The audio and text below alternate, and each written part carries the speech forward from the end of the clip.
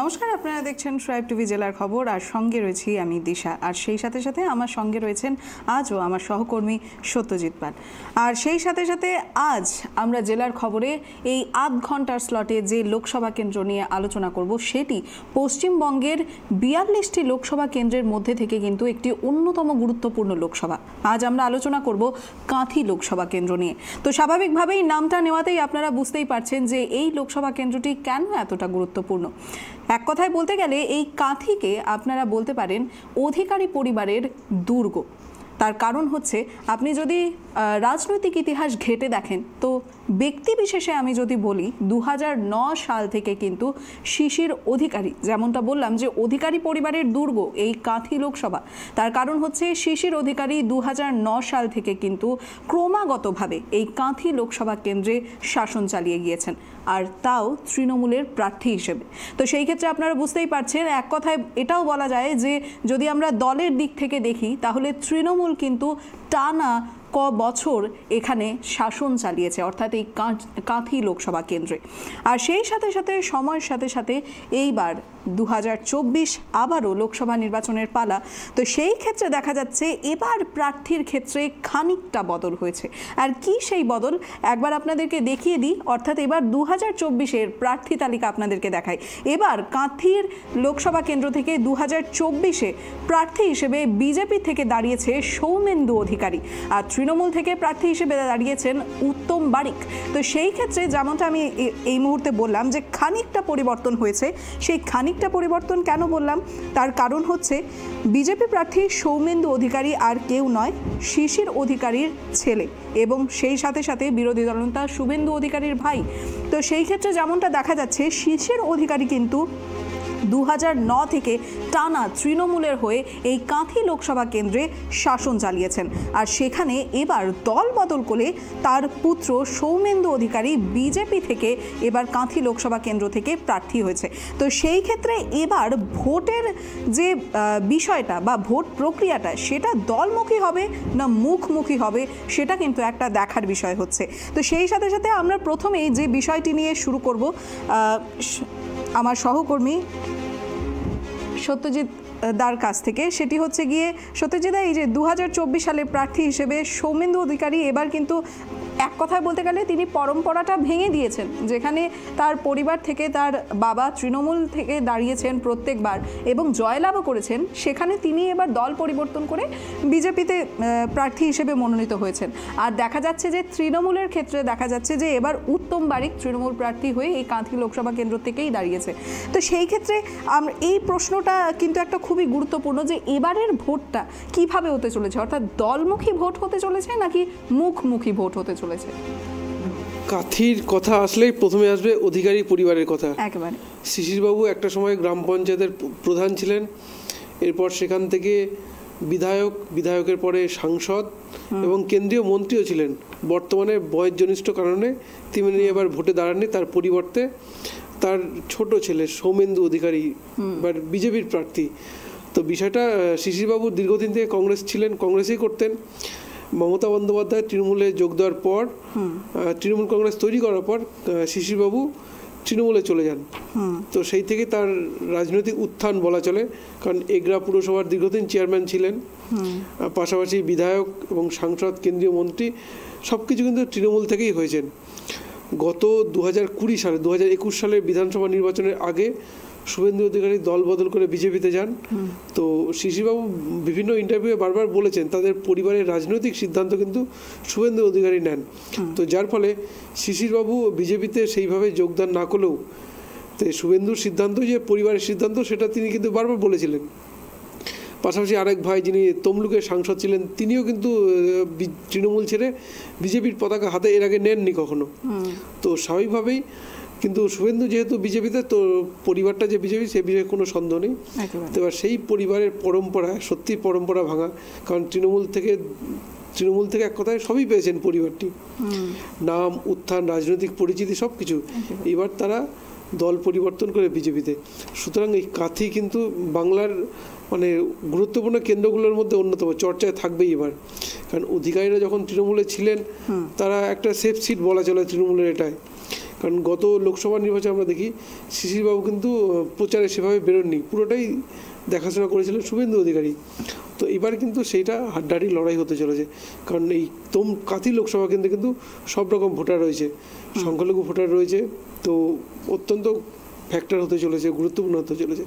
তবে মনে হয় যেহেতু লোকসভা নির্বাচন, তো দল বিষয়টাই, কারণ মুখ হলে এখানে শিশিরবাবু প্রার্থী থাকতেন, তো সৌমেন্দু তো নতুন মুখ, সেখানে মুখ ব্যাপারটা আসছে না, এখানে দল তৃণমূল ভার্সেস বিজেপি বলা চলে, এক কথায় অধিকারী পরিবার ভার্সেস তৃণমূল বলা চলে, যেটা একেবারে। তবে আমরা এই জিনিসটা যদি দেখতে যাই, এই যে 2024-এ যাদেরকে প্রার্থী করা হয়েছে, তৃণমূল প্রার্থী উত্তম বারিক এবং বিজেপি প্রার্থী সৌমেন্দু অধিকারী, এদের দুজনের মধ্যে আমরা যদি পার্থক্য খুঁজি, তাহলে কে বেশি শক্তিশালী? দেখো, ব্যক্তিগত দিক থেকে দেখতে গেলে উত্তম বারিক কিন্তু বিধায়ক ছিলেন এর আগে, আর সৌমেন্দু অধিকারী তিনি কাঁথি পৌরসভার চেয়ারম্যান ছিলেন, তো সেদিক দিয়ে বলা যায় যে বিধায়ক হিসেবে কাঁথি যথেষ্ট পরিচিতি উত্তম বারিক, পাশাপাশি সৌমেন্দু অধিকারী, কিন্তু অধিকারী পরিবারের সবাই কিন্তু শুভেন্দু অধিকারীর ছায়াতেই থাকেন, এটা কিন্তু মানতে হবে। তো স্বাভাবিকভাবেই রাজনৈতিক ব্যক্তিগত পরিচয়ের দিক থেকে বলতে গেলে সৌমেন্দু থেকে কিছুটা এগিয়ে উত্তম বারিক, এ বিষয়ে কোনো সন্দেহ নেই। কারণ অধিকারী পরিবারকে বর্ণনা করতে গেলেই, তাদের বিবরণ দিতে গেলে প্রথম নামটি আসে কিন্তু শুভেন্দু অধিকারী, এখন বর্তমানে তিনি রাজ্যের বিরোধী দলনেতা। তো সেদিকে ব্যক্তির দিক থেকে বলতে গেলে উত্তম বারিক কিছুটা এগিয়ে এখানে একেবারে। তো এই যে অধিকারী পরিবারের কথা যেহেতু বলা হচ্ছে, তো সেই ক্ষেত্রে দেখা যাচ্ছে যে 2009 সালের লোকসভা ফলাফল থেকে 2009, 2014 এবং 2019 আমরা দেখতে পাচ্ছি যে কনস্ট্যান্টলি কিন্তু তৃণমূল প্রার্থী হিসেবে শিশির অধিকারী জয়লাভ করেছেন। 2009-এ তিনি 1 লক্ষেরও বেশি ভোটের মার্জিনে তিনি সিপিআইএম প্রার্থী প্রশান্ত প্রধানকে পরাজিত করেছিলেন। আর এদিকে 2014-তে দেখা যাচ্ছে সেখানেও সিপিআইএম প্রার্থী তাপস সিনহা তার প্রতিপক্ষ ছিলেন, এবং সেখানে দেখা যাচ্ছে যে 2 লক্ষ ভোটের বেশি ভোটে তিনি জয়লাভ করেছিলেন। তো এই যে ভোটের যে ব্যবধানটা কনস্ট্যান্টলি কিন্তু বেড়েই যাচ্ছে। আবার যখন 2019 এলো, তখন দেখা যাচ্ছে যে বিজেপি প্রার্থী ডক্টর দেবাশিস সামন্ত কিন্তু সিপিআইএম প্রার্থী পরিতোষ পটনায়ককেও টেক্কা দিয়ে দ্বিতীয় স্থান অধিকার করেছে, কিন্তু তৃণমূল প্রার্থী হিসেবে শিশির অধিকারী কিন্তু সেই একদম 1 নম্বরেই ছিলেন। তো এবার যে জিনিসটা দেখা যাচ্ছে, এই যে সিপিআইএম-এর যে পতনটা, তো সেই ক্ষেত্রে এবার দেখা যাচ্ছে 2024-এর ক্ষেত্রে আমরা যদি সিপিআইএম-এর কথা বলি বা কংগ্রেসের কথা বলি, তারা কিন্তু এখনো অবধি প্রার্থী দিতে পারছেন না। তো সেই ক্ষেত্রে কি কারণ থাকতে পারে? দেখো, সিপিএম একসময় গড় ছিল, বাংলায় 34 বছর রাজত্ব করেছে, এমনকি মেদিনীপুর জেলাতেও সিপিএমের কিন্তু প্রবল দাপট ছিল।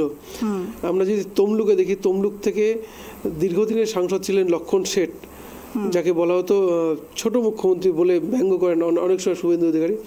তো এইরকম একটি জেলায় সিপিএম কিন্তু প্রবল শক্তিশালী ছিল।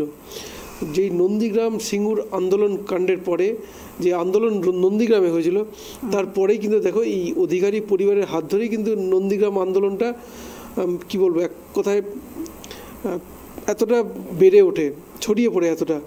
তো স্বাভাবিকভাবে এই শুভেন্দু অধিকারী, শিশির অধিকারী কিন্তু ছিলেন এই মূল এই নন্দীগ্রাম আন্দোলনে। তো তারপর থেকেই কিন্তু একদিকে তৃণমূল বেড়েছে, উল্টো দিকে কিন্তু বামেদের পতন হয়েছে।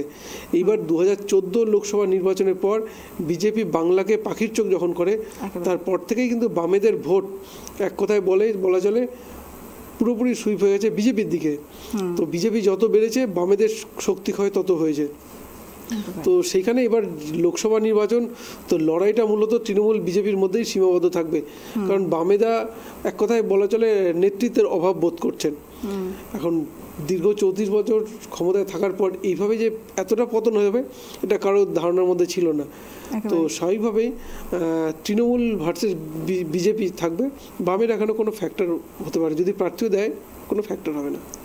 হ্যাঁ, তো সেই ক্ষেত্রে এই কাঁথি লোকসভার ক্ষেত্রে দেখা যাচ্ছে যে বিজেপি 2019 থেকে কিন্তু এক কথায় বলতে গেলে লাইনে চলে এসছে এই ভোট যুদ্ধের ক্ষেত্রে। তো সেই ক্ষেত্রে আমরা একবার 2019-এর সেই লোকসভা ভোটের ফলাফলটা দেখে নেব। তৃণমূল প্রার্থী শিশির অধিকারী 7,11,872 ভোট পেয়েছিলেন, এবং তার প্রতিপক্ষ হিসেবে বিজেপি প্রার্থী ডক্টর দেবাশিস সামন্ত 6,204 ভোট পেয়েছিলেন। আর এদিকে সিপিআইএম প্রার্থী তৃতীয় স্থান অধিকার করেছিলেন। সেই মুহূর্তে সিপিআইএম প্রার্থী ছিলেন পরিতোষ পটনায়ক, যেখানে ৭৬,১৪৫টি ভোট পেয়েছিলেন তিনি। আর সেই হিসেবে দেখা যাচ্ছে কংগ্রেস একেবারেই পিছিয়ে চতুর্থ স্থানে। দীপক কুমার দাস প্রার্থী হিসেবে 2019 লোকসভায় দাঁড়িয়েছিলেন কংগ্রেস প্রার্থী হয়ে, সেখানে তিনি মাত্র 16,851টি ভোট পেয়েছিলেন। তো সেই ক্ষেত্রে হাড্ডাহাড্ডি লড়াইটা এই 2019 লোকসভা নির্বাচনের ক্ষেত্রে দেখা গিয়েছে তৃণমূল আর বিজেপির ক্ষেত্রেই কিন্তু হয়েছে, যেমনটা আমার সহকর্মী সত্যজিৎ দা বললেন। সেটি দেখা যাচ্ছে যে শিশির অধিকারী 7,11,872টি ভোট পেয়েছেন এবং বিজেপি প্রার্থী ডক্টর দেবাশিস সামন্ত 6,204 ভোট পেয়েছেন। তো সেই ক্ষেত্রে তাদের যে ভোটের ব্যবধানটা দেখা যাচ্ছে যে 1,11,664। তো সেই ক্ষেত্রে আমরা যদি দেখি ব্যবধানটা কিন্তু অনেকটাই, কিন্তু আমরা যদি ট্রেন্ডটাকে বিবেচনা করে দেখি, এই যে 2009, 2014 যেখানে আমরা দেখেছি যে তৃণমূলকে ছেড়ে দিলাম, তৃণমূল প্রথমেই ছিল সেকেন্ড পজিশন থেকে আমরা যদি বিবেচনা করে দেখি, তো সেখানে দেখা যাচ্ছে যে সিপিআইএম কিন্তু অনেকটাই কমে গেছে, অনেকটা ল্যাক করেছে এই ভোট যুদ্ধের ক্ষেত্রে। বিজেপি তাকে টেক্কা দিয়ে এবার বেরিয়ে গেছে, যদিও এই যে তৃণমূল প্রার্থীর ক্ষেত্রে এবং বিজেপির প্রার্থীর ক্ষেত্রে ব্যবধানটা অনেকটাই বেশি, কিন্তু তারপরেও দেখা যাচ্ছে সিপিআইএম অনেকটাই পেছনে পড়ে গেছে। তো এইবার যে জিনিসটা দেখা যাচ্ছে, এই যে তৃণমূলের শিশির অধিকারী তিনি কাঁথি লোকসভার হয়েই লড়েছেন। এবার যেটা হয়েছে ব্যতিক্রম ঘটেছে, সেটা হচ্ছে গিয়ে শিশির অধিকারীর ছেলে সৌমেন্দু অধিকারী, তিনি বিজেপিতে এবার প্রার্থী হিসেবে মনোনয়ন করেছেন।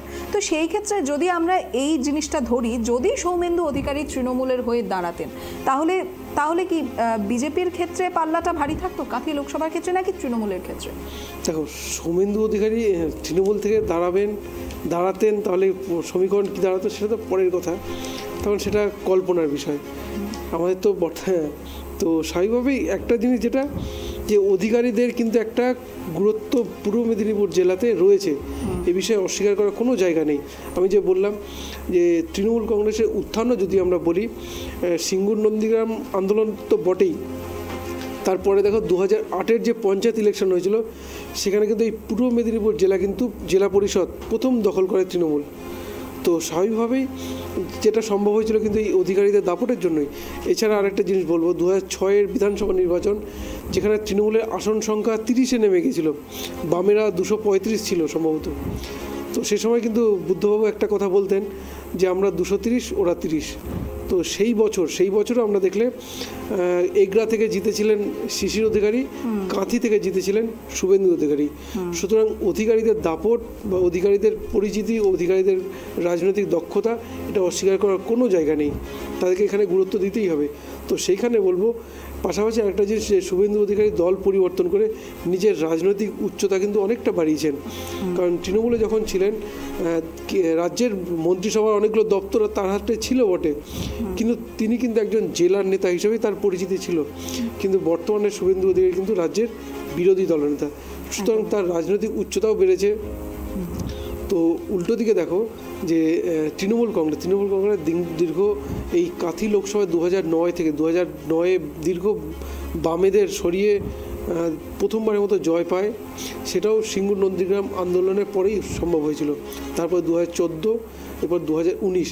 তো বামেদের এই যে ক্ষয়টা, বামেদের প্রথমবারে 2009-এ যখন প্রথমবারের মতো পালাবদল হয়, কাঁথি লোকসভা হাতছাড়া হয়, তারপর থেকে বামেদের পতন শুরু। 2014-এ সেখানে চলে আসে, সেখানে বামেরাই ছিল, কিন্তু 2019-এ বামেদের সরিয়ে বিজেপিতে চলে আসে। এইবার বিজেপি কি করবে? দেখো, কাঁথি লোকসভার সবথেকে গুরুত্বপূর্ণ যে শুভেন্দু অধিকারী গড়, তিনি কিন্তু আগেই হুঙ্কার দিয়ে ছেড়েছেন যে কাঁথি তমলুক তিনি প্রধানমন্ত্রীকে উপহার দেবেন। সুতরাং তার ক্ষেত্রে কিন্তু একটা প্রেস্টিজ ফাইট বলা চলে, একটা চ্যালেঞ্জ বলা চলে। তো সেদিক দিয়ে বলবো।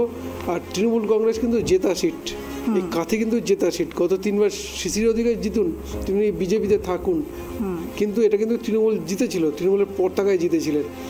এখন এটা কিন্তু শুভেন্দুর কাছে, কাঁথি অধিকারী পরিবারের কাছে অত্যন্ত বড় চ্যালেঞ্জ। কারণ এই চ্যালেঞ্জ নিয়ে কিন্তু 2020-তে দল ছাড়েন, 2021-এ বিধানসভা নির্বাচনে তৃণমূল কিন্তু বিজেপির সঙ্গে টেক্কা দিয়ে কিন্তু যথেষ্ট ভালো ফল করেছিল। একেবারেই যে তৃণমূল উড়ে গেছে অধিকারীদের দাপটে, তা কিন্তু হয়নি। তৃণমূল কিন্তু নিজেদের অস্তিত্ব বজায় রেখেছিল। আমরা যে 2021 বিধানসভায় দেখি কাঁথি লোকসভার মধ্যে পড়ে চণ্ডীপুর বিধানসভা কেন্দ্র। এখানে সোহম চট্টোপাধ্যায় দাঁড়িয়েছিলেন অভিনেতা, তিনি পেয়েছিলেন 1,09,770 ভোট। বিজেপি পায় 96,298 ভোট। অন্যদিকে পটাশপুরে তৃণমূল পেয়েছিল 1,05,299 ভোট, বিজেপি পায় 95,305 ভোট।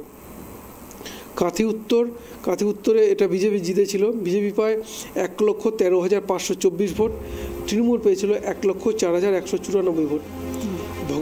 ভগবানপুরে বিজেপি পেয়েছিল 1,21,480 ভোট এবং তৃণমূল পেয়েছিল 93,931। অন্যদিকে খেজুরিতে বিজেপি পেয়েছিল 1,10,407 ভোট, তৃণমূল পেয়েছিল 92,442 ভোট। কাঁথি দক্ষিণ, এটাও বিজেপি জিতেছিল, বিজেপি ভোট পায় 98,477 এবং 88,000 ভোট পায় তৃণমূল। রামনগর, যেটার বিধায়ক ছিলেন অখিল গিরি, তিনি পেয়েছিলেন 1,12,622 ভোট এবং 1,01,005 ভোট পেয়েছিল বিজেপি। এই অখিল গিরি কিন্তু অধিকারীদের অত্যন্ত কঠোর বিরোধী, সুতরাং তিনিও কিন্তু রামনগর থেকে জয়ী হয়েছিলেন। পাশাপাশি আরেকটা জিনিস 2021-এ আমরা যদি দেখি, মমতা বন্দ্যোপাধ্যায় কিন্তু এই পূর্ব মেদিনীপুর থেকেই নন্দীগ্রাম থেকে প্রার্থী ছিলেন। সুতরাং তার যে মেদিনীপুরে দাঁড়ানো, এটাও কিন্তু তৃণমূলের কাছে চ্যালেঞ্জ ছিল, যার ফলে কিন্তু তৃণমূল নিজেদের গড় কিন্তু একেবারে হাতছাড়া করে ধরে রাখতে সক্ষম হয়েছিল। সুতরাং এবারের লড়াই হাড্ডাহাড্ডি হতে চলেছে, এ বিষয়ে কোনো সন্দেহ নেই। একদিকে চ্যালেঞ্জ শুভেন্দু অধিকারীর কাছে, তিনি প্রধানমন্ত্রীকে প্রমিস করেছেন, জনগণকে প্রমিস করেছেন যে এই আসন বিজেপিকে উপহার দেবেন। অন্যদিকে তৃণমূলের কাছে চ্যালেঞ্জ 3 বারে জেতা আসন নিজেদের ধরে রাখা। ফলাফল কী হবে ভোট জন্য আমরা জানতে পারবো একেবারে। তবে আরেকটা বিষয় হচ্ছে, আমরা যদি ব্যক্তিত্বের দিক দিয়ে দেখতে পারি, এই যে যেমন আমরা বলছি যে কাঁথি লোকসভা কেন্দ্রটা হচ্ছে এই মেদিনীপুরের অধিকারী পরিবারের দুর্গ আমরা হিসেবে বিবেচনা করছি এই কাঁথিকে।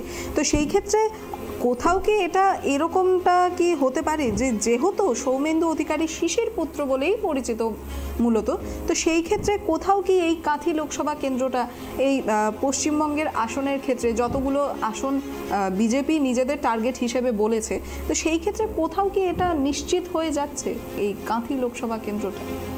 সেইভাবে নিশ্চিত বলা সম্ভব নয়, তখন তৃণমূল কিন্তু অল আউট ঝাঁপাবে। আমি আবার বললাম যে অখিল গিরি কিন্তু অধিকারীদের বিরুদ্ধে রাজনীতি করা, মানে তৃণমূলেরই একটা পার্ট ছিলেন, তিনি কিন্তু অধিকারীদের কঠোর বিরোধী। তিনিও কিন্তু বিধায়ক, তার পুত্র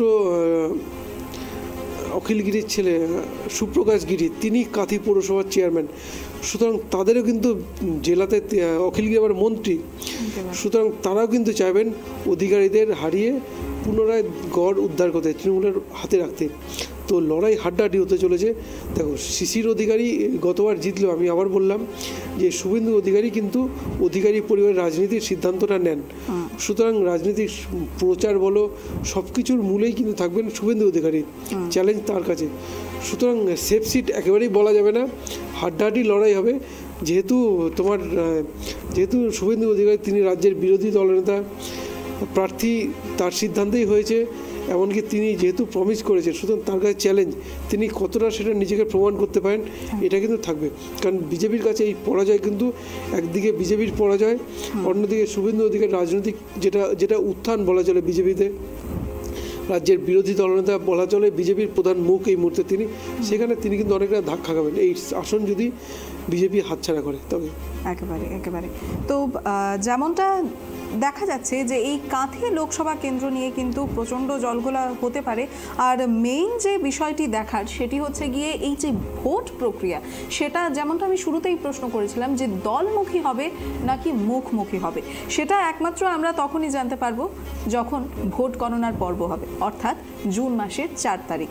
তবে আরেকটা বিষয়, সেটি হচ্ছে গিয়ে কাঁথিতে লোকসভা ভোট গ্রহণ যেদিন হবে সেটি হচ্ছে গিয়ে 6ষ্ঠ পর্যায়ে, অর্থাৎ মে মাসের 25 তারিখ। তো সেই ক্ষেত্রে দেখা যাক এই কাঁথি লোকসভা কেন্দ্রে মূলত অধিকারী পরিবারের দুর্গ হিসেবে যে লোকসভা কেন্দ্রটি পরিচিত, সেখানে তাদের পরম্পরা বজায় থাকে নাকি পরম্পরায় কোনো রকমের বদল ঘটে। কারণ একদিকে যেমন বিজেপির পক্ষ থেকে পশ্চিমবঙ্গের 20টি আসন বেঁধে দেওয়া হয়েছিল, সেখানে পাল্টা প্রধানমন্ত্রী মোদী এসে কিন্তু সেই 20টি আসন থেকে 35টি আসন তিনি আরও বাড়িয়ে দিয়ে গিয়েছেন। তো সেই ক্ষেত্রে কাঁথি লোকসভা কিন্তু একটি অন্যতম গুরুত্বপূর্ণ লোকসভা। তো এই লোকসভাটি বিজেপির দখলে যাবে নাকি তৃণমূলের দখলে যাবে, সেটাই থাকবে দেখার বিষয়। আর এর জন্য আমাদের চোখ থাকবে জুন মাসের 4 তারিখে। দেখতে থাকুন ট্রাইব টিভি।